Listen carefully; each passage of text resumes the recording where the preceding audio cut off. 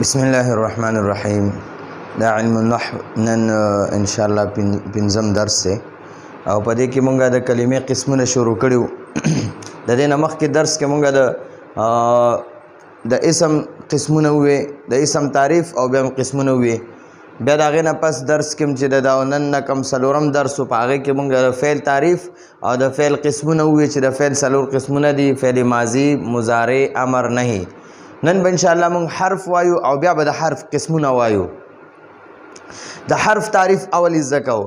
د حرف تعریف سره جی حرف یو داسې کلمه ده چې د بلې کلمې د میلاوېدو نه بغیر معنا نه معلومیږي.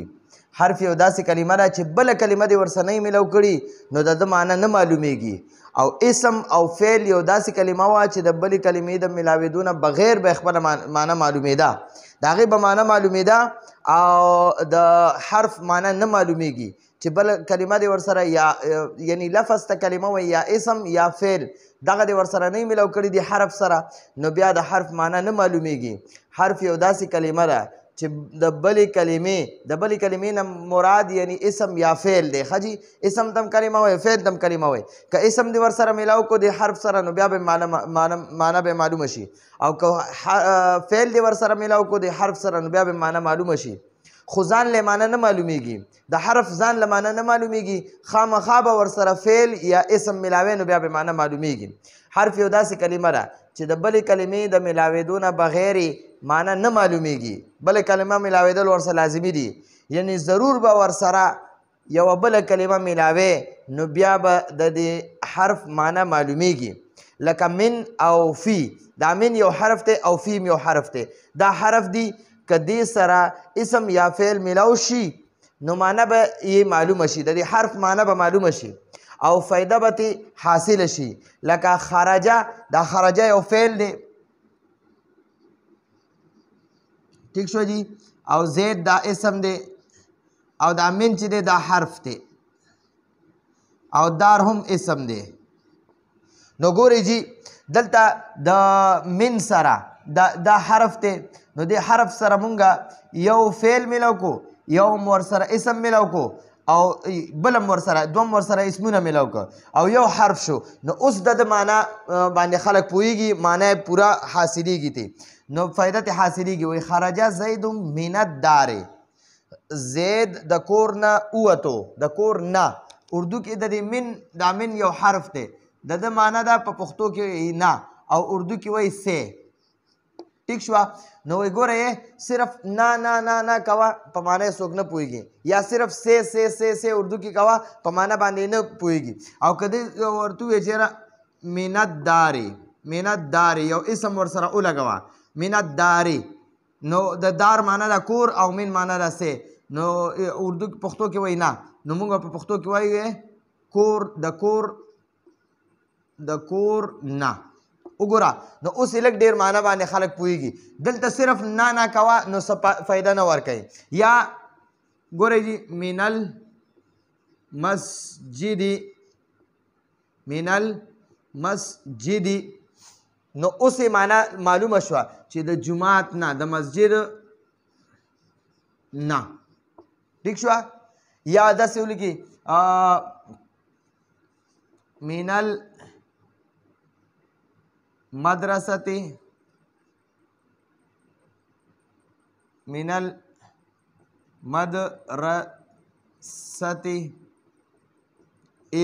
الى هم ځان له حرف ته، ها دا هم حرف ته، الى البيت، مدرسې نه کور پورې. د من معنا ده نه او الى معنا ده پورې. نو وګوره دا الہ هم یو حرف دی او د ده معنا ده پورې. نو ګوره صرف پورې کوه معنا باندې څوک نه پوهېږي. که ته وایې چې یاره کور پورې، جومات پورې، بازار پورې، مدرسې پورې، سکول پورې، نو بیا ورو په معنا باندې خلک پوهېږي. اردو کې وایي تک. نو ګورئ من المدرسة الى البيت، مدرسے سے گھر تک، مدرسې سے گھر تک. نو اوس په معنا څه ناسه پوهېږي. او د فی معنا ده په پښتو کې مونږ وایو کې، او په اردو کې وایو مې. نو صرف مې کوه په معنا باندې څوک نه پوهېږي، یا په پښتو کې کې کوه په معنا باندې نه پوهېږي. او که ته اوس ووایې یاره فل مسجد، جماعت کې، مسجد کې، وګوره اوس یې لږ ډېر په معنا باندې پوه شوې. یا اردو کې وایي مسجد میں، مسجد میں. نو ګوره اوس لږ ډېر په معنا باندې انسان پوهېږي.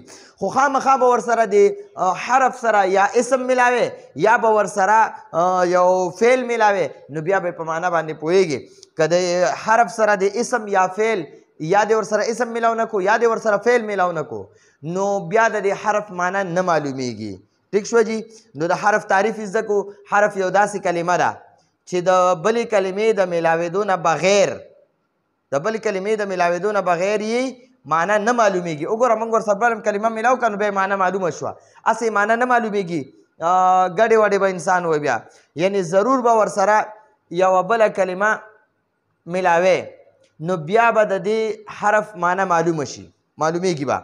لکه من او فی دا حرف دی، که دې سره اسم یا فعل ملاو شي نو معنا به معلومه شي او فایده به ترې حاصله شي. لکه خرج زید من الدار، زید د کور نه راووتو. ټیک شوه، د کور نه. نو ګورئ او که اوس ووایې چې خرج یا ووایې خرج زید الدار، خرج زید الدار، زید راووتو کور، نو بیا یې معنا پوره نه شوه. نو دا پکې دا جملې برابرولو کې مدد کوي. ټیک شوه جی. یا دخل عمر فی المسجد، یا ته ووایې چې یار دا فی تي وباسې، نو ته ووایې دخل عمر مسجد، دخل عمر مسجد، نو بیا معنا شوه عمر داخل شو مسجد جماعت، نو معنا بیا هم پوره نه شوه. نو حرف د دې جملې هغه معنا پوره کوي جی. ټیک شوه. خو د حرف سره چې دی اسم یا فعل نه لګولي د معنا نه معلومیږي. بیا د حرف دوه قسمونه دي. د حرف بیا دوه قسمونه دي.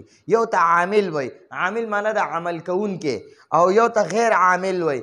غیر عامل معنا چې عمل نه کوي. عمل کوونکی مطلب څه دی او عمل نه کوونکی مطلب څه دی.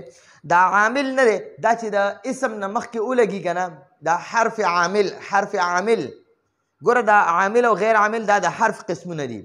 د حرف دوه قسمونه دي، یو ته عامل وای یو ته غیر عامل وای. عامل معنا د عمل کوونکی، غیر عامل معنا ده چې عمل نه کوي. ټیک شوه. نو عامل معنا ګورئ د اسم نه مخکې چې حرف ولګې که نه، نو اسم له زیر ورکوي، نو دغې حرف ته عامل وایي. او کله چې د اسم نه مخکې یو حرف ولګي او هغه د اسم کې څه تبدیلي رانه ولي، یعنې زیر ورله ور نه کي، نو پوه شه چې دا غیر عامل دی. ټیک شوه. انشاءالله بیا به د عامل او د غیر عامل قسمونه یعنې مثالونه به هم لیکو او د هغې قسمونه به هم لیکو انشاءالله چې کم کم قسم موږ سره عامل دی او کم غیر عامل دی. نو دا نن ورځې درسو د کلمې درې قسمونه دي: اسم، فعل، حرف. د اسم تعریف وشو، قسمونه وشو. د فعل تعریف وشو، قسمونه وشو. نن د حرف تعریف هم وشو او بیا دا دوه قسمونه هم بیان شو چې یو عامل دی یو غیر عامل. عامل معنا ده چې دا حرف عمل کوي په اسم کې، او دا غیر عامل معنا دا ده چې عمل نه کوي. دا عامل معنا ده چې تبدیلی راولي، یعنی اسم کې تبدیلی راولي، او د غیر عامل معنا دا ده چې په اسم کې هیڅ بدلون نه کوي، څه تبدیلی پکې نه راولي. ټیک شو جی. نو عامل معنا ده عمل کوونکی، او غیر عامل معنا ده چې عمل نه کوي. دا عمل کوي او نه کوي دا د دې څه مطلب دی چې لکه د اسم نه مخکې ولګي نو اسم له زیر ورکوي، نو دغې ته عامل وایي. او چې کله د اسم نه مخکې ولګي او زیر ورله اسم له ور نه کي، نو دې ته غیر عامل وایي. ٹھیک شو جی. نو دا زموږ د نن ورځې درس و. راتلونکي درس پورې اجازت غواړو. هذا هو المرام والله اعلم بحقیقة الكلام.